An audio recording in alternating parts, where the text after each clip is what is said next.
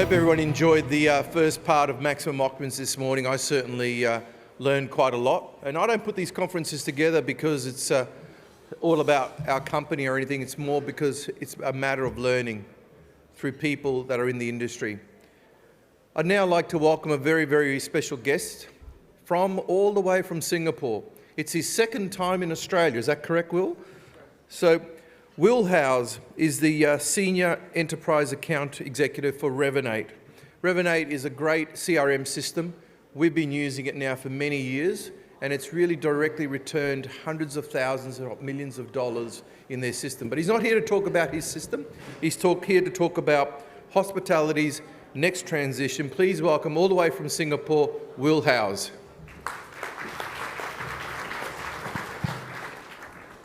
Thank you. Good, mate. Pleasure.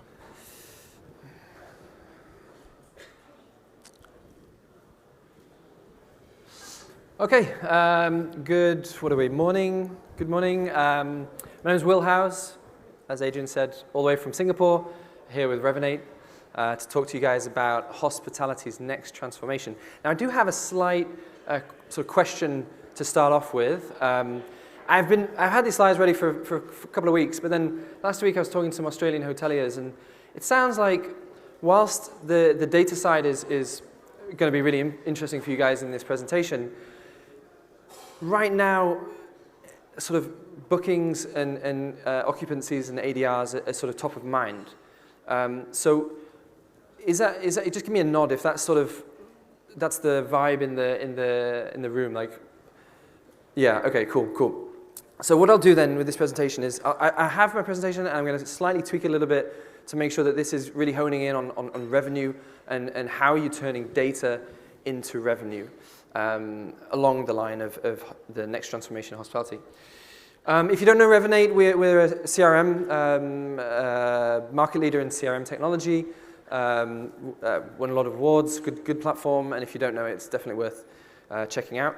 So to kick off this presentation, the 3 steps to success, and ask yourself, what is success? Well, what I'm talking about really is how you get people in the hotel direct, right? Direct revenue, direct bookings, how you are increasing ADRs, how you're reducing complaints, how you're reducing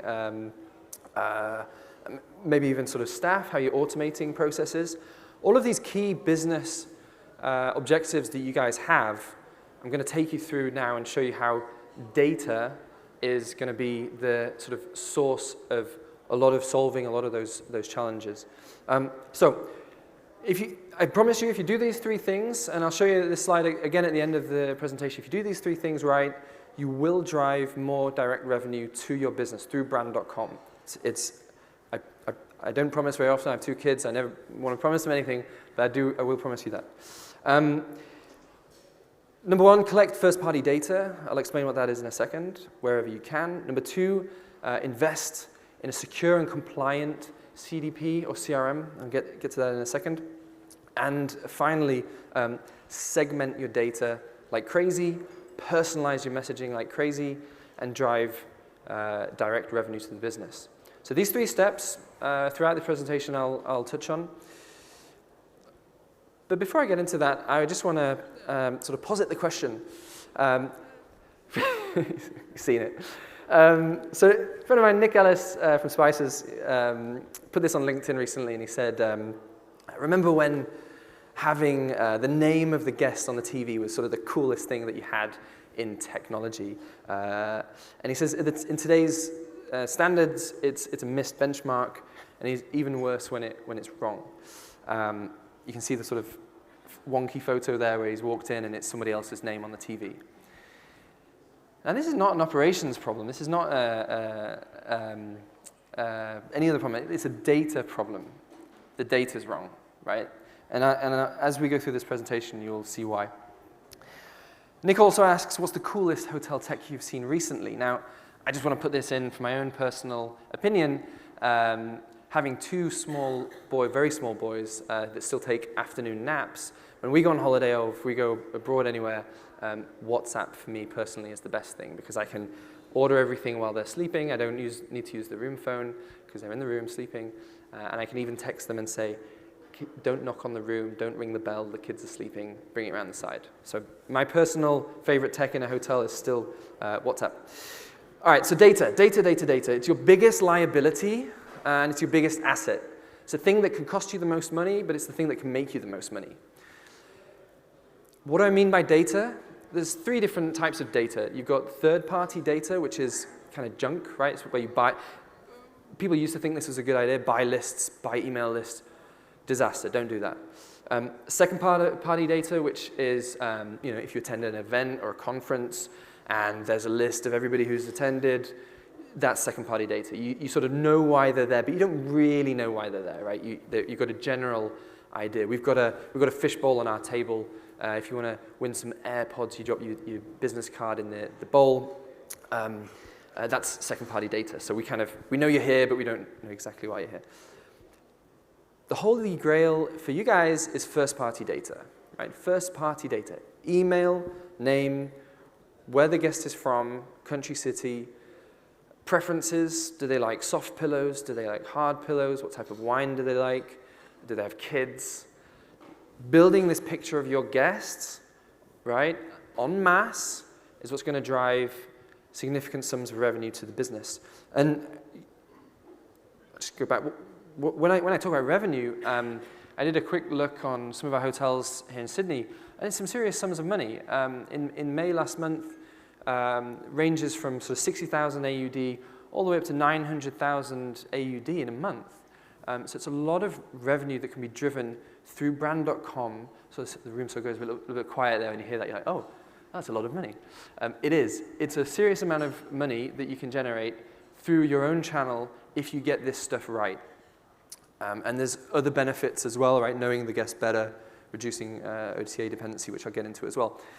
Now, if you get data wrong, and there's been some pretty high-profile cases, I'm not going to mention them, but if you get data wrong, if you get data breaches, if you get hacked, it's serious problems for the business, right? The average cost now in Australia is $4 million for a data breach.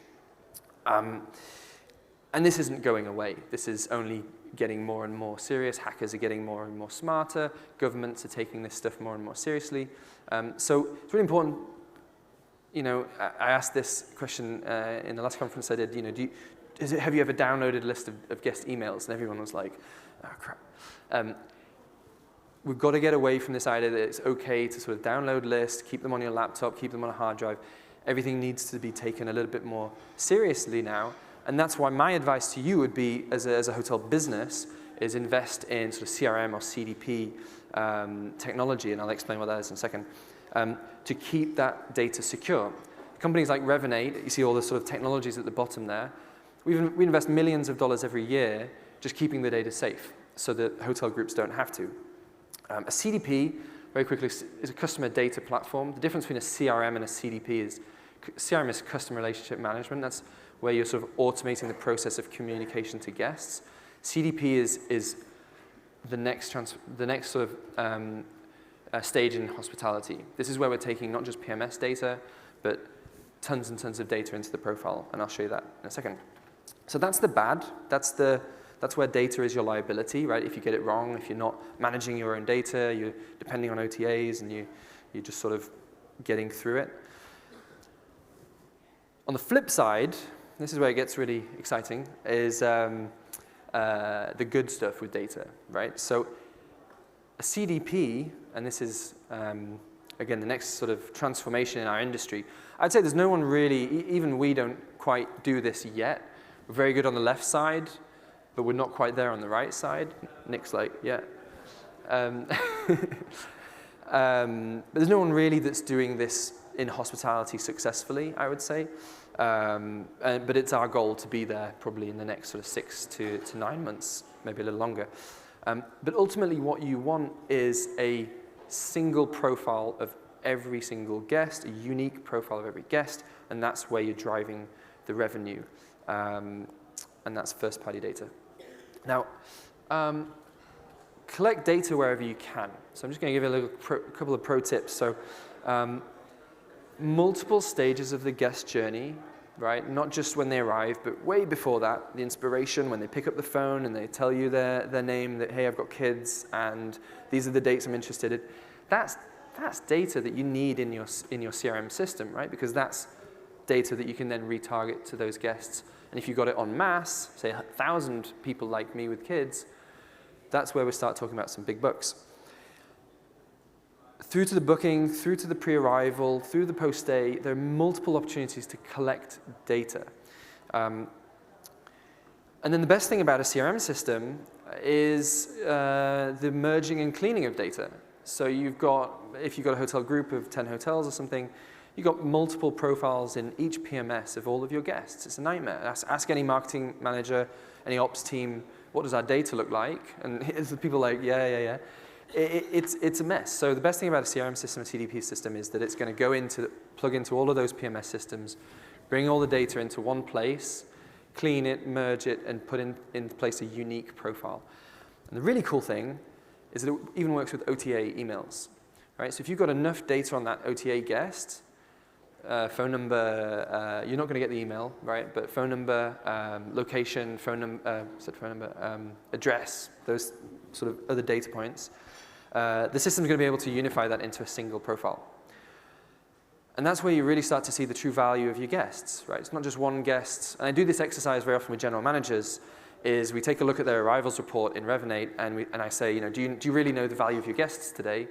And when they're relying on the Opera report, very often they don't, because it's all sort of messy, raw data. You look at the condensed clean version, and you're like, oh, I've got this guest arriving, he's only staying one night, but actually they've stayed 20 times in 20 other properties. It's a valuable guest. This way I'd sort of touch on the revenue side of things. You guys are sort of, how are we going to use this stuff to drive revenue? Well, big part of this system is automation, right? So automating these communications that are going out to guests, because you know that Jen, for example, stayed 6 months ago, that automatic "we miss you" campaign. Right? It seems quite basic, but there are a lot of hotels still not doing this stuff. All the way through to the sort of pre-arrival, making sure that you've got the upsells arranged. I checked in yesterday to a hotel here in Sydney, and for some reason I hadn't booked breakfast in my booking. Normally always put breakfast in, but when I checked in, it was right at the end. I'd done all the stuff. I was just walking off to the room, and they said, oh, by the way, your breakfast is not included. And I was like, oh, God's sake. So that's kind of a bit disappointing. Okay, have to arrange some stuff at the check-in. I was tired. I'd had an overnight flight trying to get to the room. If they'd have emailed me a few days before with a note that says, your breakfast not included, this is how much it is, click on this link and add it, I would have done that. I would have added it, of course. So incremental, ancillary revenue, easy revenue. It's easy money. All guests arriving should have this opportunity to add stuff and make their stay better. WhatsApp in there as well. Day after the guest checks in, sort of, how's your stay so far? I really like those little touch points. I think it's really nice. Ovolo Hotels, who I think are here, I can't see them, I think they're here.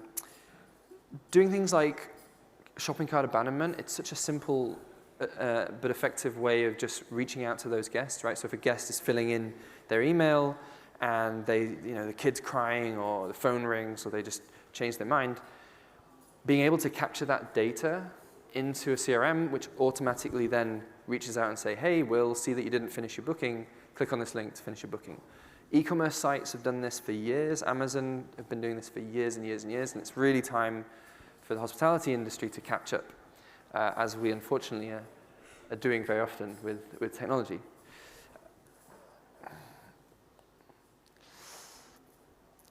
Then when it comes to data collection, so you've got this idea of automation, so you're automating these messages that are going to the guests. The goal really is to also grow your database, right? It's your asset. Your data is your asset. Think of it like that. So the more you can grow that database, the more that asset is worth. It should be very easy to be generating sort of 10,000 profiles a month if the hotel is big enough, if you're doing the right things. One of the things that frustrates me a little bit with new hotels is, for example, when they'll say, yeah, we've got our PMS sorted, we've got this sorted, we've got this sorted. The CRM, we'll do that later. When we've got some bookings, when we've got some data in the system, we'll do that one later. I actually think it should be the other way around, and you should be getting that CRM in place as you get the PMS in place, because the thing that's going to be capturing the data is the CRM. That's the thing that's going to be asking for these preferences, for these additional information about your guests. And I don't know if you saw that as well, there's a little highlight. So merged profiles, that's sort of highlighting, hey, you know what, you've got a big database of 500,000. In a CRM system, we're going to merge sort of, I don't know, what's that, 20% of those profiles. Now, a key thing as well is the reduced reliance on OTAs. I'm not going to get into this too heavily. Last year, a colleague of mine, Dylan Cole, did a sort of deep dive into this. But right now, if you do nothing, those guests are not your guests, right? Unfortunately, they're not. They belong to the OTAs. They're on the Genius program or whatever it is. It's your goal as a hotelier to get that guest out of that ecosystem and put them into your ecosystem, right? Think of it like that. I'm taking guests from Booking Expedia's ecosystem and putting them in my ecosystem. So I'm going to target them. They're going to come back to my hotel every time, okay? They're not going to go there. The only way you can do that is automation, collecting the data, and a CRM system is what is designed to do that. Cool, so that's automation. Now I want to talk a little bit about segmentation, the idea of having a different message for different people.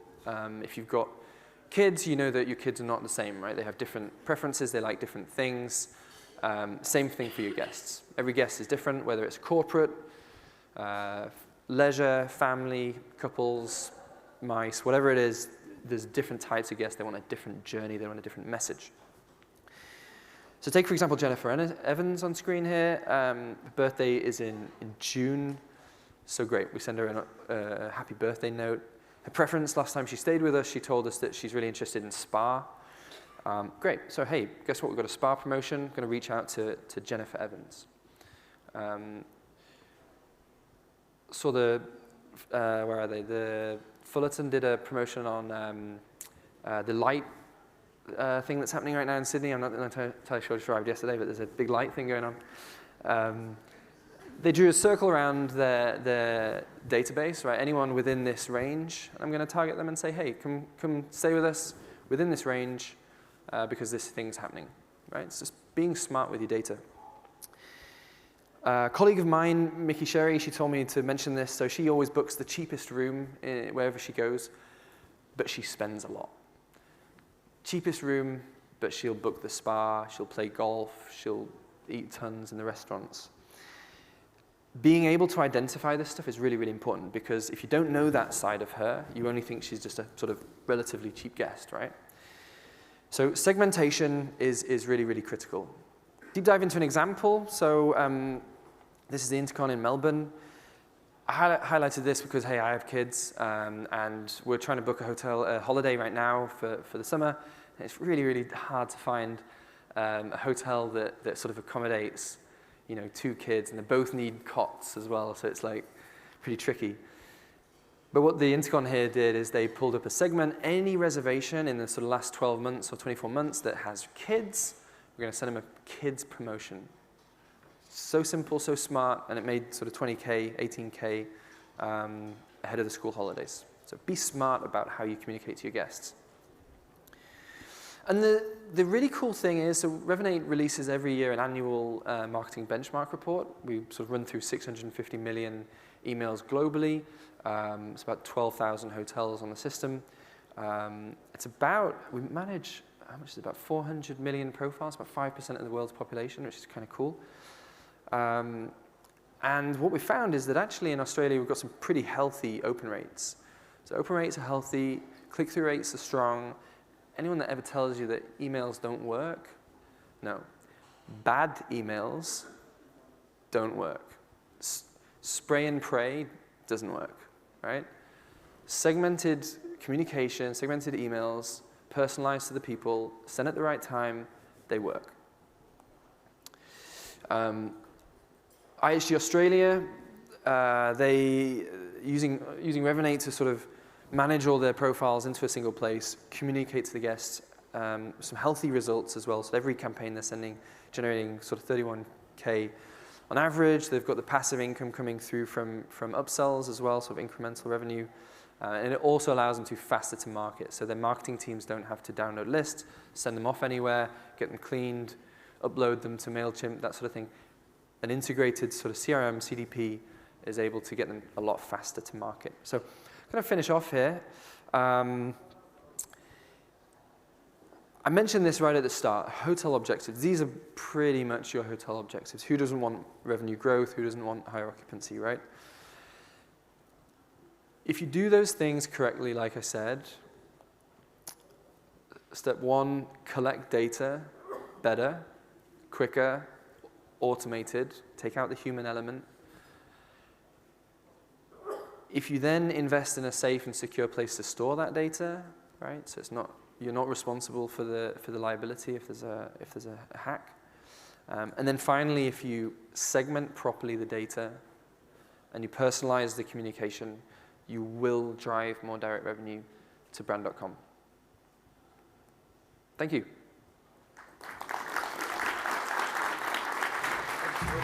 If you've got any questions for Will or Revinate, they're one of our gold sponsors, so they'll be around as well. And as I said, we use Revinate, and the beauty we find about Revinate, you can send out an email campaign. So recently we did a campaign to, say, people over 30 who have only stayed at 2 of the hotels out of the 10 that they have, who spent over $100 on room service, who lives in the 200-kilometre radius, and you just keep going segmenting there. So that's how specific we can get.